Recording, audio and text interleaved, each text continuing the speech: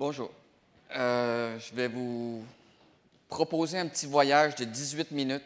On va sortir complètement de la Terre, on va aller dans les étoiles pour les prochains. Donc, restez bien assis, on va se promener, on va rêver. Pourquoi aller dans les étoiles? On va essayer de trouver de la vie aujourd'hui.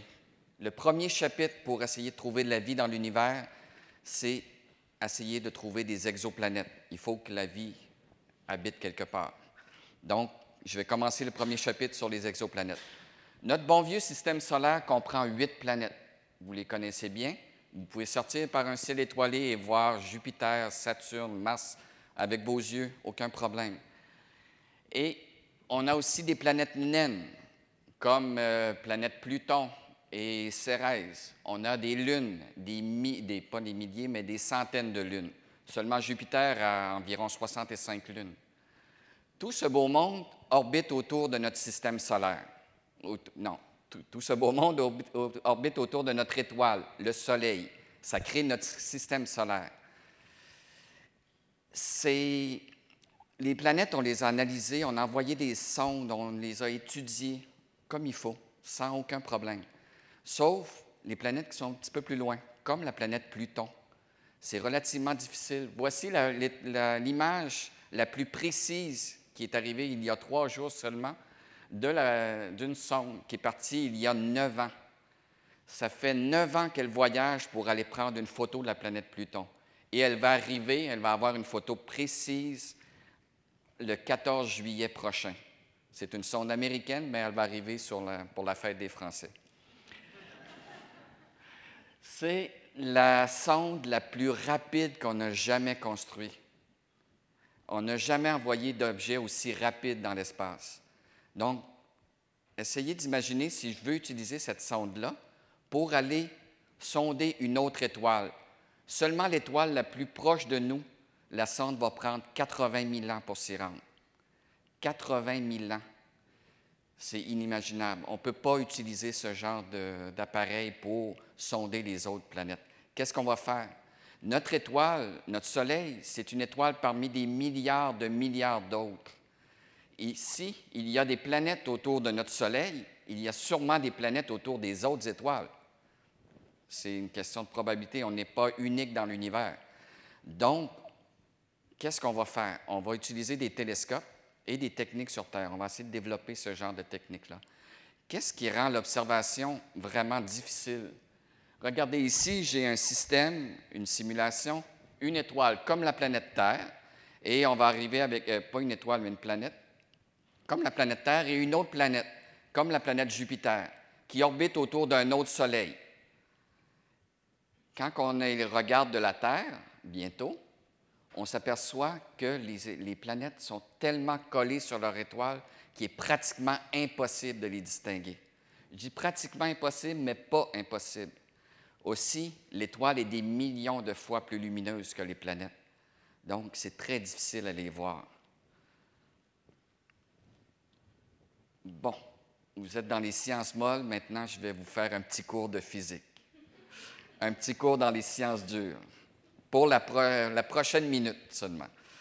La spectroscopie, c'est la clé de voûte pour la recherche des exoplanètes. Si on comprend la spectroscopie, on va être capable de comprendre comment on fait la recherche des exoplanètes. Une des techniques. La spectroscopie et la photographie. Ici, on y va dans ma cuisine. J'ai le plafonnier de ma cuisine. 2 lumières.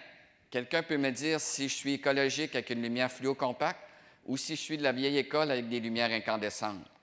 Le physicien va vous dire, je vais créer un spectre. Je vais prendre le spectre de l'étoile, de la lumière, et je vais pouvoir dire quel type de lumière c'est. Celle de gauche, un spectre tout à fait standard, un arc-en-ciel, rien de spécial. Pour un physicien, c'est comme si j'avais chauffé une roche. Celle de droite présente quelque chose de spécial. Elle a des bandes de couleur foncée et des bandes de couleur par des petits traits qu'on appelle. C'est exactement comme le code barre d'un produit. Si je prends un produit à l'épicerie, je le scanne, je sais exactement qu'est-ce qu'il y a dans le produit. Ici, je peux scanner la lumière avec la spectroscopie. Ces raies-là correspondent à du mercure dans cette ampoule et 2 poudres fluorescentes, le terbilium et l'europium. je peux dire donc, sans me tromper, que l'ampoule de droite est une fluocompacte et l'ampoule de gauche est une ampoule incandescente. Je vais vous le prouver, je vais fermer la lumière. En fermant la lumière, oh, il y a quelque chose de spécial. Ma femme ne sera pas contente. Il y a des coccinelles cachées dans la lumière. Donc, gardez ça en mémoire. Si je réussis à fermer la lumière avec une technique quelconque, je réussis à voir quelque chose qui n'était pas visible au départ, quelque chose qui m'éblouissait. Et en conclusion du cours de spectroscopie, rappelez-vous que le spectre nous donne l'indication chimique d'une source de lumière, tout simplement. Elle peut nous donner beaucoup d'autres renseignements, mais pour l'instant, ce n'est pas utile. Voici une étoile. En 1995, 2 astronomes suisses ont sorti avec le télescope de Haute-Provence, qu'ils ont équipé d'un spectrographe, et ils ont observé une étoile bien précise, 51 Pégasi. Et ils sont aperçus que le spectre balançait. C'est bizarre, c'est pas normal. Normalement, le spectre aurait dû être relativement fixe, ce qui veut dire que l'étoile est en mouvement. Qu'est-ce qui explique que l'étoile est en mouvement? C'est parce qu'il y a une planète qui tourne autour. Ils ont été les premiers à gagner la course qu'on avait depuis à peu près le 18e siècle, les premiers à trouver une exoplanète, une planète qui orbite autour d'une autre étoile. C'est ce qu'on appelle une exoplanète. Ça veut dire que ça fait seulement 20 ans. Vous étiez tous nés dans la salle quand on a trouvé la première exoplanète. Mais depuis 20 ans, on améliore la technologie, on améliore les spectrographes et maintenant, on est capable de trouver, à l'époque, ils ont trouvé une planète géante qui était très près de l'étoile, qui faisait bouger beaucoup l'étoile. Maintenant, on est capable de trouver des planètes beaucoup plus petites, de la taille de la Terre, et situées beaucoup plus loin. Donc, on améliore, on travaille là-dessus. Une autre technique pour trouver des planètes, c'est bien simple, vous allez comprendre facilement, c'est comme je fais une éclipse. La planète passe devant son étoile et pendant un certain temps, la luminosité diminue. Mais quand je dis la luminosité diminue, c'est légèrement. Il ne faut pas, l'étoile, elle ne disparaît pas puis elle réapparaît. C'est 1/10 de 1%, quelquefois, donc 1/10 000. Mais c'est une vue d'artiste. On ne voit pas l'étoile. On ne voit pas on voit l'étoile, mais on ne voit pas la planète. Si je me place au niveau de la Terre, voici ce que je vois. C'est simplement une source de lumière très, très, très brillante qui diminue légèrement. Donc, rappelez que quand vous voyez tout le temps dans les belles images de planètes à la télévision, c'est tout le temps des vues d'artistes. C'est exactement comme si j'essayais de voir une fourmi sur un phare de voiture. Donc, il faut penser à ça. Mais au Québec, pas au Québec, mais on peut utiliser la même technique pour voir plusieurs planètes. Ici, j'ai un système qu'on va sûrement parler dans les journaux dans quelques années, Kepler 186, aussi où on voit 5 étoiles, 5 planètes qui tournent autour de son étoile. Donc, avec la même technique, on réussit à trouver plusieurs planètes. C'est quand même intéressant. Mais au Québec, on a le vieil adage qui dit « on ne veut pas le savoir, on veut le voir ». Donc, une équipe internationale qui était chapeautée par 3 astrophysiciens québécois ont réussi à prendre la première photographie. Là, ce n'est pas un spectre, c'est pas on la voit, on pense qu'elles sont là. Non, c'est une première photographie. Ils ont réussi à éteindre la lumière de l'étoile par une technique de filtrage pour qu'on puisse voir les 4 planètes. C'est la première photographie prise en 2008 d'un système solaire autre que le nôtre. Et ça s'est fait au Québec. C'est exactement comme si j'essayais de voir une luciole. Bien, le chef Terris l'aurait mangé, mais bon. Nous, on va essayer de l'utiliser. On va essayer de voir une luciole située à 10 cm du phare de la place Ville-Marie avec notre télescope. Mais notre télescope, on va le placer à Toronto. Donc, vous pouvez imaginer la difficulté que cette image-là a dû prendre. Et voici la vue d'artiste pour le système que vous avez vu dans les journaux, mais la vraie photo, c'est ça ici. Notre dernière découverte à l'IREX, c'est l'Institut de recherche sur les exoplanètes de l'Université de Montréal. C'est une planète qui bat tous les records. 2000 années-lumière, 2000 fois la distance Terre-Soleil. Ce qui veut dire qu'un an sur cette planète une rotation autour de son étoile prend 60 000 ans. 160 000 ans, excusez. Donc, un gouvernement sur cette planète-là est mort de rire s'il y a des élections aux 4 ans. Ça nous donne 640 000 ans d'austérité. À date, depuis 20 ans, nous avons environ 2000 exoplanètes d'identifiées. 2000. Mais le nombre est monte vraiment à vitesse grand V. Ce qui veut dire qu'on peut estimer à l'heure actuelle que pour chaque étoile, il y a au moins de 2 à 4 planètes. Il y a 300 milliards d'étoiles seulement dans notre galaxie. Pouvez-vous imaginer le nombre de planètes potentielles? C'est incroyable. Mais qu'est-ce qu'on fait avec nos 2000 étoiles? C'est quoi la prochaine étape? Est-ce qu'on peut imaginer? Là, on est en train de travailler pour fabriquer des instruments pour trouver de la vie, pour répondre à la question « Sommes-nous seuls dans l'univers? » Mais on ne pourra pas observer les 2000 planètes avec ces instruments-là. Il va falloir cibler les bonnes planètes.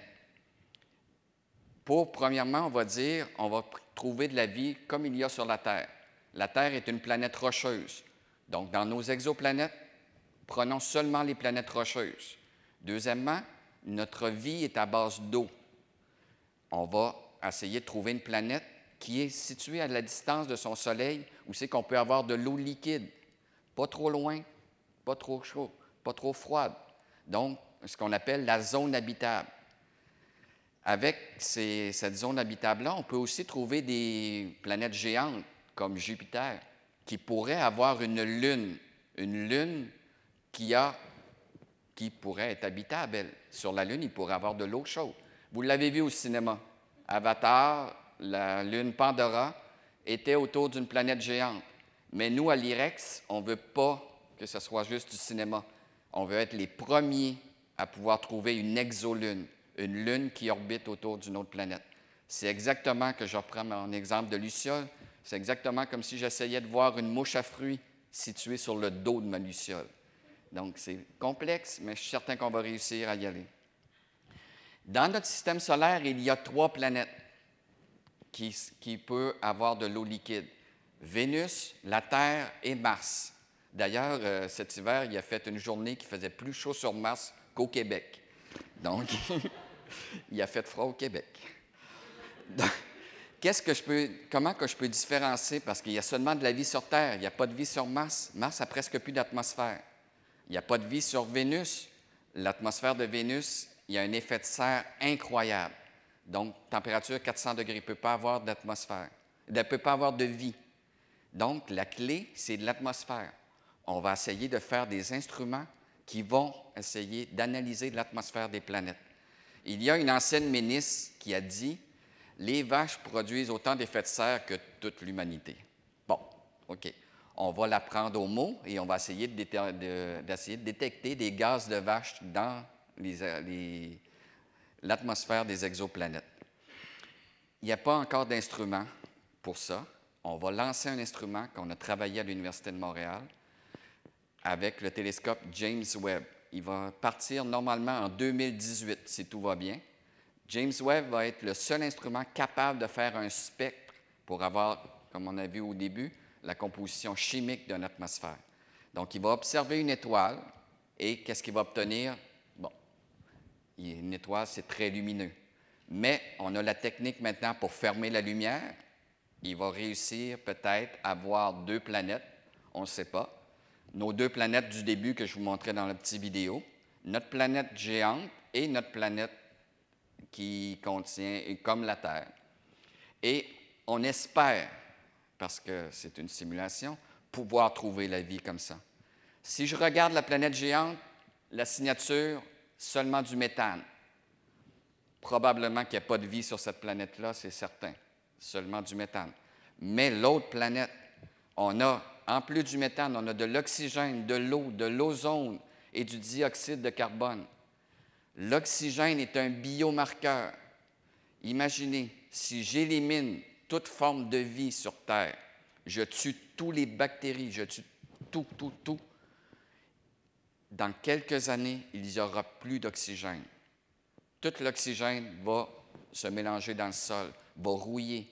La planète Terre, au lieu d'être la planète bleue, va devenir une planète rouge, comme la planète Mars. Donc, l'oxygène est un biomarqueur, mais ce n'est pas le seul biomarqueur parce qu'on peut le produire un petit peu de façon naturelle. Mais si je le combine avec de l'eau, si je le combine avec un peu de méthane, donc le gaz de mes vaches, ou plutôt des bactéries qui décomposent la matière, si j'ai un peu de gaz carbonique, je suis pratiquement sûr que j'ai une forme de vie sur cette planète. Est-ce que la vie est intelligente? Est-ce que la vie n'est pas seulement bactérienne? Ce sera une autre étape, mais j'espère qu'on va pouvoir vous répondre. Intimement, là je parle seulement pour moi, je crois que d'ici 30 ans, on va avoir la réponse « Sommes-nous seuls dans l'univers? » Et moi, je crois que la réponse est non. Sauf peut-être que James Webb va nous montrer, on espère. Pour l'instant, on a 10 planètes qui sont potentiellement habitables. 10 planètes où c'est qu'on peut avoir de la vie. Est-ce que ça va fonctionner? Je ne sais pas. Mais je suis quasiment sûr que ça va être l'IREX, l'Institut de recherche de l'Université de Montréal, qui va vous donner la réponse. Et d'ailleurs, on accepte les subventions privées. Merci. Merci, M. Turbide.